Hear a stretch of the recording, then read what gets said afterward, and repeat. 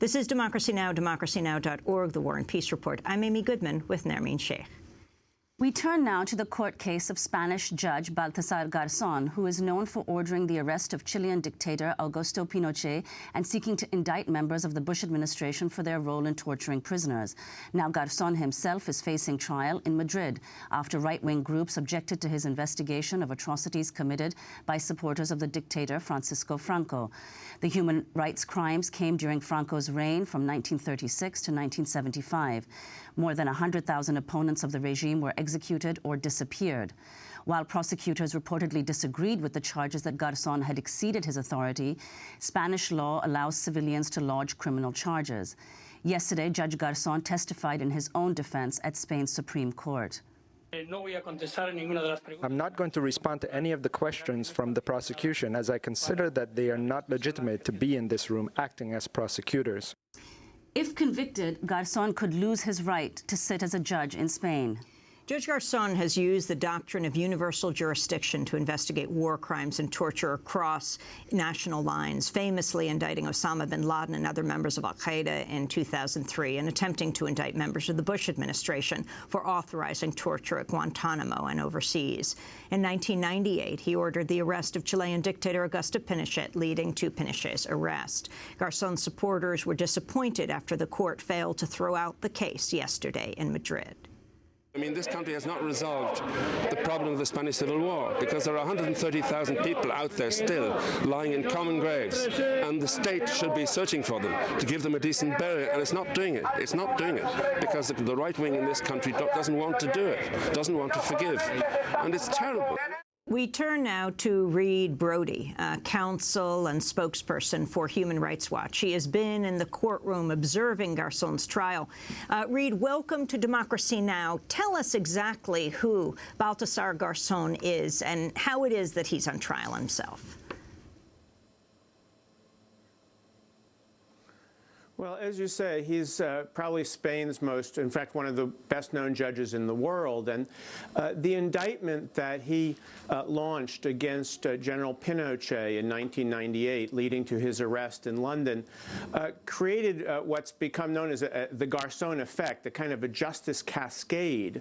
And it really empowered victims all over the world to challenge the transitional arrangements that had left the perpetrators of the worst atrocities in power. And so thanks to Garzon, not only in Chile, but in countries like Argentina, Uruguay, this week a general's on trial in Guatemala, in Africa, you see victims taking up his principles.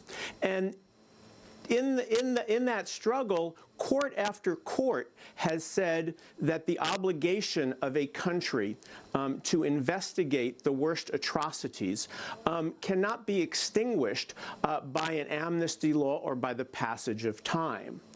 And in Spain, of course, as you mentioned, Spain is a country that is littered with mass graves from the Franco era.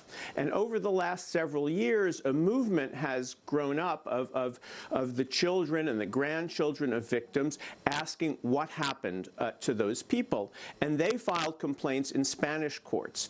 And so, and Garzon took up those complaints. And the irony here, of course, is that he is being prosecuted in Spain for trying to apply the very principles that he so successfully promoted internationally. And so his investigation was not only overturned on appeal, which would be bad enough, but as you mentioned, these right-wing groups then actually charged that he'd committed a crime by carrying out the investigation. And unfortunately, the judiciary in Spain remains very conservative. Garzon has made enemies on both the right and the left. Most recently, he helped to uncover a massive corruption scandal in the now ruling Popular Party. But he also, when Felipe González was president of the government, the socialist, he helped to uncover a death squad activity against Basque terrorists. So he has a lot of enemies across the board. And this case, which is only one of 3 cases, actually, working their way through against Garzon. It seems to be a concerted effort by his enemies to cut him down to size. Reed, Brody, Judge Baltasar Garzon spoke to Democracy Now! Last year when he was in New York to receive the first Abraham Lincoln Brigade Archives Puffin Award for human rights activism. He talked precisely about the paradox of Spain pursuing a case against him. Esa es la contradicción y la paradoja de una situación en la que España ha sido pionera en la jurisdicción universal. This is the paradox and the irony of a situation in which Spain has been pioneer in the application of universal jurisdiction. Y cuando se trata de analizar y de investigar los hechos propios, se niega a hacerlo y se procesa al juez. Yet when Spain, when it actually comes to investigating the case and the facts of the case in Spain, the country denies access to the facts and puts the judge himself on trial. Yo creo que es una obligación de todo juez investigar esos hechos y dar protección a las víctimas, verdad, justicia y reparación. It is the obligation of a judge to investigate the cases and to search for truth, justice, and reparation for the victims of these crimes. Judge Garzon also explained why the crimes of the Franco regime cannot be absolved by an amnesty law. Esa es la contradicción y la paradoja, que no se quieran investigar los crímenes del franquismo y sí a quien los investiga.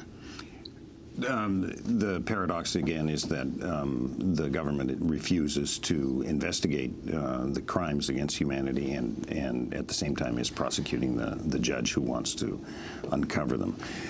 Entre 150.000 y 200.000 personas desaparecieron.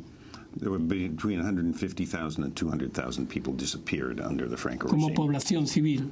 As part of the civil population. Esas desapariciones todavía siguen sin determinar dónde está el paradero de las víctimas. It's still not known where the victims lie buried.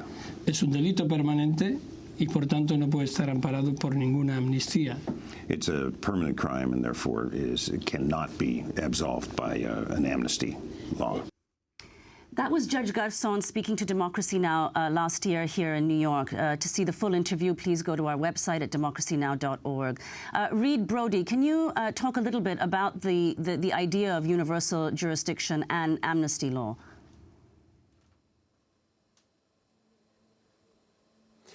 Well, universal jurisdiction is the principle that some crimes are so heinous that every state has the right and often the duty to prosecute the perpetrators. And that was the principle by which a Spanish judge could investigate crimes committed in Chile or, for that matter, crimes committed against Guantanamo. As you mentioned, the only case, or one of the only cases that is open for the alleged crimes of the Bush administration in its counterterrorism policies is the investigation that Judge Garzon opened in Spain and has been continued by another judge. In fact, 2 weeks ago, I was called and I will be going to testify before a Spanish judge based on Human Rights Watch's reporting on the Bush administration's counterterrorism policies.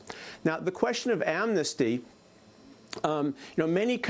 many countries, and in fact, it goes together with universal jurisdiction because universal jurisdiction is international law's answer to the spectacle of tyrants and torturers who cover themselves at home with amnesties. And so the Pinochet case began, of course, Pinochet was in Chile. He was protected by his own amnesty. He went to England, and Judge Garzon indicted him. But fortunately, by the time General Pinochet went back to Spain, went back to Chile, judges in Chile found a way around that amnesty using the same argument that Baltasar Garzon is using in Spain, which is that people who are disappeared and who remain disappeared until today, those are continuing crimes. So an amnesty that was passed 15, 20, 30 years ago does not bar crimes that continue today. And as long as those relatives are in mass graves, nobody knows what happened to them, they can still be investigated despite an amnesty that was passed a long time ago.